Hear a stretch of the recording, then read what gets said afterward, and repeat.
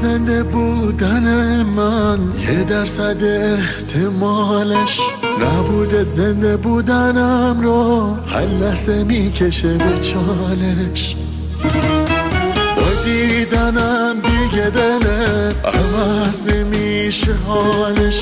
نبودم برات مهم نیست نه یه روزا نه یه سالش زندگی من بود ولی برخلاف حد زیادم رفت و چیزی باقی نذاشتش از علائم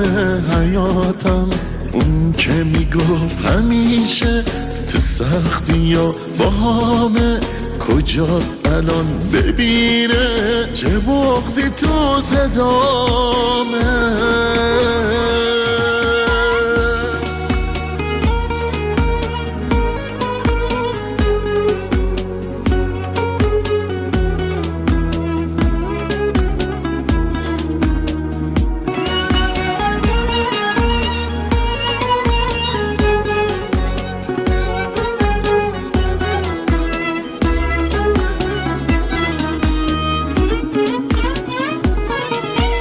داره میگذره با فکرش همه شبانه روزم دیوونه نمیدونه چقدر دل واپسشم هنوزم هنوز دلم باهاشه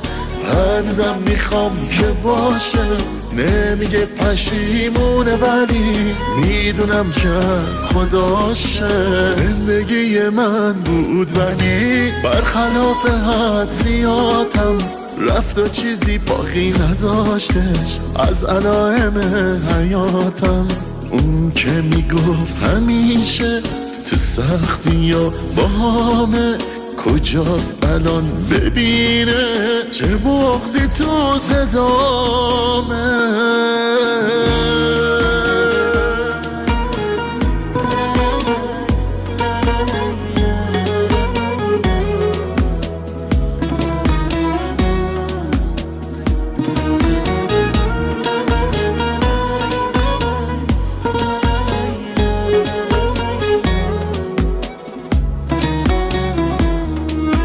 ندیدنش سخته برام باز یادم میاد خاطره هم حس من هنوز همونه ولی نمیخوام بدونه اومدنش آرزوم شده دیگه طاقتم تموم شده دنبال یه اتفاقم کاش خودش بیاد سراغم هنوز دلم باهاشه هنوزم میخوام که باشه